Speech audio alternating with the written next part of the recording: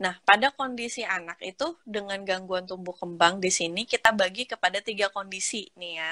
Misalnya, Oh, pertama kita sebut kondisi darurat, kemudian ada kondisi mendesak, kemudian ada kondisi yang tidak mendesak atau tidak darurat.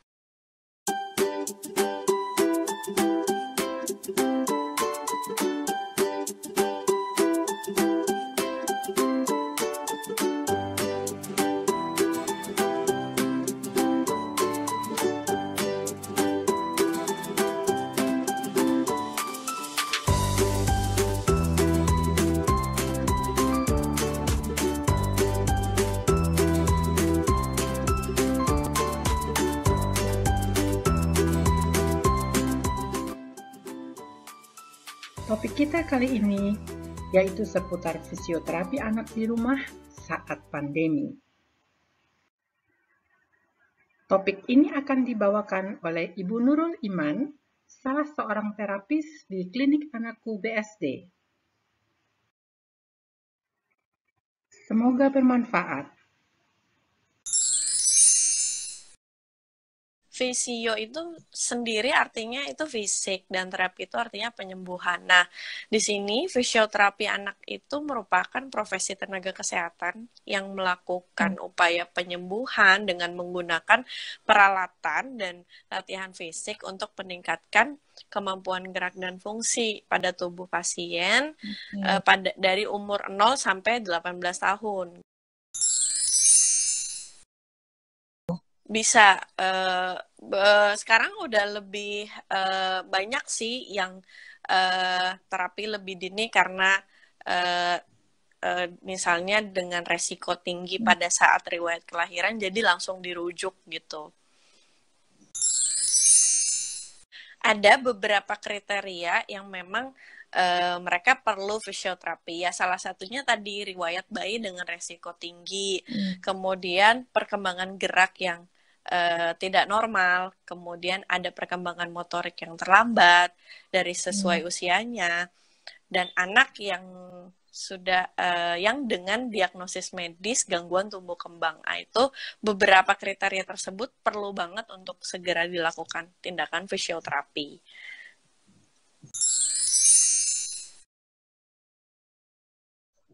Iya, memang pada dasarnya anak dengan gangguan tumbuh kembang itu mempunyai karakteristik yang berbeda-beda dan mereka itu termasuk kelompok yang rentan dengan paparan COVID-19.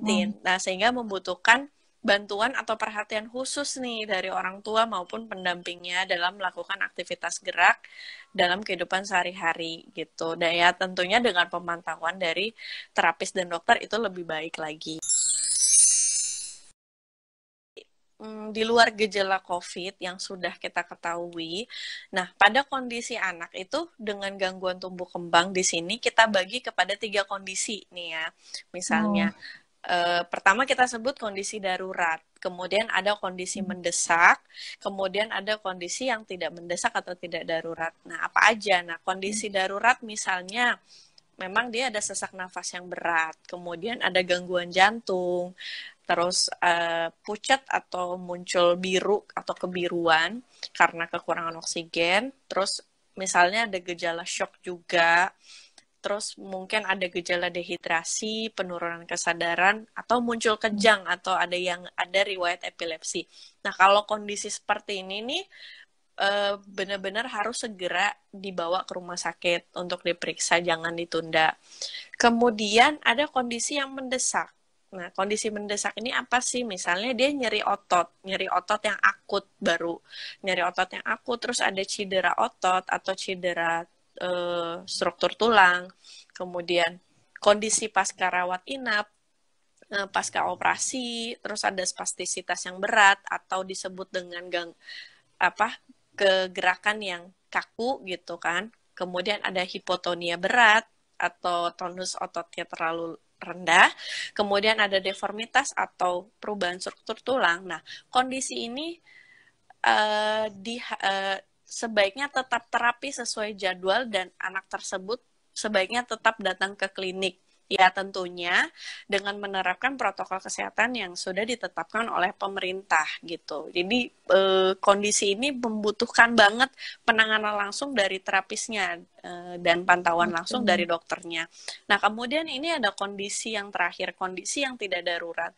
Nah, ketika kondisi tidak darurat ini atau tidak mendesak seperti yang sudah disebutkan tadi, sebaiknya di masa seperti sekarang ditunda saja terapinya dan lakukan dengan home program dengan pemantauan secara online mungkin ya bisa, atau dengan pemantauan dikasih home program dari terapis dan dokternya seperti itu misalnya. Jadi sebelum menentukan program latihan yang bisa dikerjakan orang tua di rumah, itu kita lihat dulu level kemampuan geraknya pada si anak tersebut. Nah, di sini kita bagi lagi nih, biar lebih mudah kita bagi kepada 5 level gitu. Level yang pertama, ini level yang paling ringan.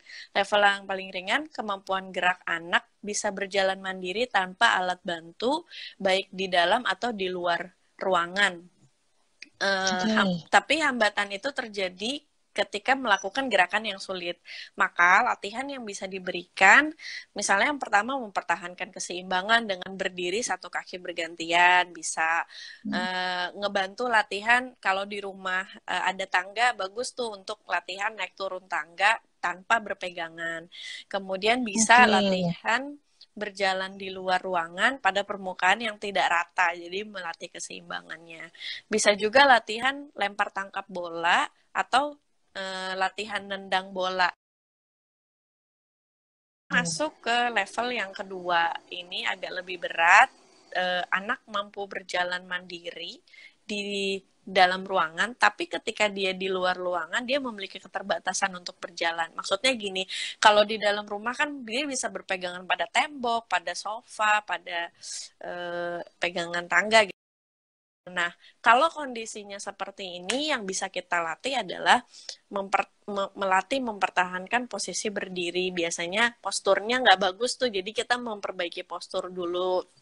Kemudian kita bisa ngelatih keseimbangannya pada posisi berdiri dengan kedua kaki.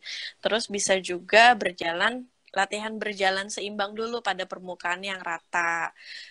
Lalu membantu latihan berjalan naik turun tangga dengan pegangan gitu. Yang terakhir, membantu latihan berjalan di luar ruangan dengan walker, mungkin dengan bantuan walker gitu. Level ketiga, misalnya anak mampu berjalan mandiri, tapi dengan alat bantu mobilitas di dalam ruangan. Dia bisa melakukan alat bantu tersebut di dalam, tapi begitu di luar ruangan dia memiliki keterbatasan karena permukaan dan segala macam mungkin ya. Nah, kalau kondisi tersebut, latihan yang bisa kita berikan ya mempertahankan posisi duduk, keseimbangan duduk yang baik dulu gitu. Kemudian melatih latihan dari duduk ke berdiri kita bantu. Jadi latihan duduk ke berdiri terus untuk menguatkan kaki, kemudian latihan keseimbangan berdiri dengan menggunakan walker, lalu latihan berjalan dengan walker pada permukaan yang rata. Level keempat, nah ini mungkin lebih berat ya, karena kemampuan anak melakukan gerakan sendiri aja mereka terbatas. Dan mereka perlu menggunakan alat bantu yang lebih canggih lagi untuk bisa melakukan mobilisasi. Jadi sudah termasuk cukup berat.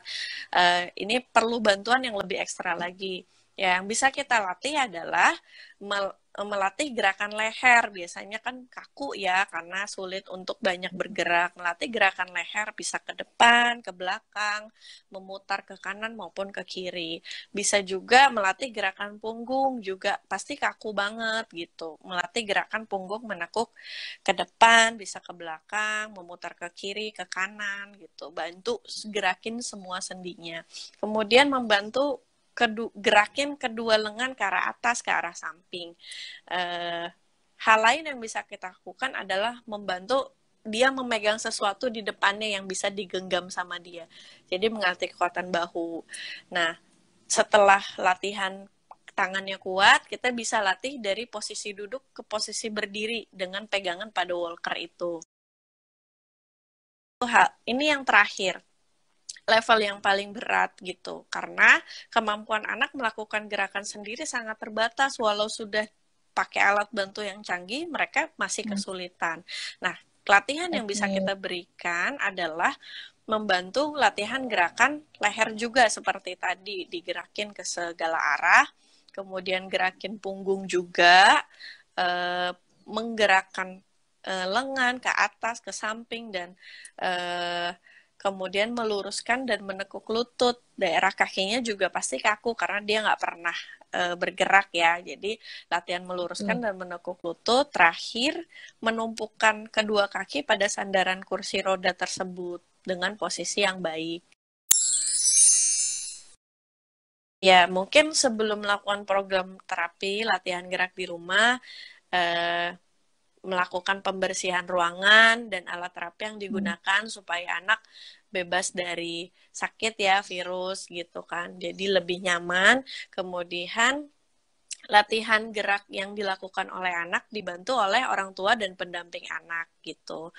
Lalu kemudian kalau bisa dibuat dalam suasana yang aman, nyaman, dan menyenangkan. Kalau suasananya nyaman, pasti anaknya lebih rileks lagi gitu, lebih tidak kaku gitu dalam mengerjakan terapinya. Kemudian kalau jangan sampai menimbulkan rasa nyeri yang berlebihan atau tidak menyebabkan kelelahan yang berlebihan. Kalau misalnya pada saat mamah menggerakkan tangan, misalnya lagi meluruskan tangan, tapi keterbatasannya hanya setengah, ya mungkin hanya sebatas itu. Tapi kalau sudah terlalu dia merasa nyeri berlebihan, ya dihentikan dulu, nanti kalau sudah rileks baru dilanjutkan. Kemudian misalnya melakukan latihan gerak yang dilakukan di rumah, harus dievaluasi nih secara berkala oleh terapisnya gitu. Jadi sudah misalnya seminggu sekali atau seminggu 2 kali itu harus terus dievaluasi hasilnya bagaimana, terus gerakannya benar apa enggak, itu tetap harus dipantau. Nah, kalau bisa orang tua atau pendamping anak punya nomor kontak atau nomor fisioterapisnya ya, jadi bisa kapanpun membutuhkan konsultasi atau kapanpun sekiranya menemukan gerakan yang salah, buru-buru dihubungin aja biar semuanya berjalan dengan efektif seperti itu. Sebaiknya ketika mamah menemukan kecurigaan atau keterlambatan, tapi bingung nih harus mulai dari mana, sebaiknya konsultasi ke dokter saraf anak gitu. Kebetulan klinik anakku mempunyai dokter saraf anak, yaitu Dokter Setio Handriastuti, SPAK. Jadi nanti dari situ kan di screening, lalu akan dilihat anak ini keterlambatannya apa, nanti akan ditentukan kebutuhannya terapinya apa. Nah, setelah dirujuk ke terapi, misalnya dia membutuhkan fisioterapi gitu. Nanti fisioterapi akan melakukan asesmen lagi yang berbeda dengan asesmen dari dokter. Karena begitu sampai ke fisioterapi, nanti kita akan lihat, oh iya keterlambatannya adalah ini, gerakan yang belum dia bisa ini, dan latihannya ini, seperti itu. Atau bahkan dokter juga bisa merujuk kepada dua bidang terapi sekaligus, misalnya keterlambatan motorik ditambah keterlambatan bicara. Jadi si anak tersebut harus menjalani 2 program secara bersamaan. Nah, itu banyak juga, atau bahkan bisa sampai 3 program bidangnya, itu beda-beda. Jadi intinya langsung saja konsultasi ke dokter saraf anak. Fisioterapi itu lebih kepada motorik kasar. Motorik kasar itu lebih ke duduk, berjalan, berguling, angkat kepala, itu motorik kasar. Biasanya kita fisioterapi banyak menangani di situ, yang keterlambatan jalan, duduk, keterlambatan motoriknya pasti dirujuknya ke fisioterapi dulu untuk bisa ke okupasi terapi, karena fisioterapi itu kayak dasar motoriknya dulu. Nah, kalau okupasi terapi lebih banyak mengerjakan lebih ke motorik halus, tapi bisa juga untuk fungsional, lebih ke fungsional, gerakan-gerakan aktivitas daily living atau gerakan sehari-hari, gerakan fungsional sehari-hari gitu. Mungkin bisa juga perbedaan yang paling jelas mungkin motorik kasar dan motorik halus, bisa seperti itu. Pasti harus dengan appointment dulu gitu ya. Boleh di WA aja admitnya atau WA atau telepon untuk memastikan jamnya, untuk memastikan kuotanya gitu. Jadi harus tetap appointment. Khususnya pada saat terapi nanti pasti ada appointment dulu. Jadi kita pasti ada komunikasi dari adminnya ke terapisnya untuk memberitahukan jam berapa, jadi jamnya benar-benar sesuai dengan yang ditentukan. Kesimpulannya, sebaiknya kalau kita benar-benar lihat lagi kondisi anak kita, kemampuan yang dia bisa apa, ketidakmampuannya apa, maka kita kembangkan kemampuan yang dia bisa untuk meningkatkan keterbatasan yang sudah ada. Jadi minimal jangan sampai, misalnya dia ada kaku, jangan sampai menjadi lebih kaku. Minimal jangan sampai terjadi penurunan. Posisi anak pada saat memposisikan anak itu benar-benar perlu diperhatikan. Jangan sampai anaknya kaku, nggak digerakin, tetap diajak komunikasi, diajak bermain. Banyak kasih stimulasi mainan, bunyi-bunyian, atau yang ada lampu-lampu warna-warni, itu bagus banget. Terus sehingga membuat mereka termotivasi untuk bergerak lebih banyak. Ya intinya membuat anak lebih bergerak tapi yang terarah gitu. Jadi misalnya memberikan instruksi ambil ini, taruh ini. Jadi kasih instruksi sederhana, jadi anaknya mau bergerak gitu. Jadi ada interaksi dari orang tua secara intensif gitu. Lebih memperhatikan gerakan-gerakan anak. Atau kalau misalnya mama merasa kok gerakannya seperti ini ya gitu. Kalau misalnya curiga nih, ini gerakannya bener nggak ya, normal nggak ya, atau dia bisa melakukan ini kok tapi sampai sekarang belum bisa jalan nih, seperti itu tetap balik lagi konsul. Jangan tunda lagi, jangan tunggu sampai keterlambatannya lebih parah. Jadi jangan menunda-nunda, segera datang ke klinik anakku, konsul ke dokter saraf, sehingga kita bisa memastikan anakku terlambat atau enggak.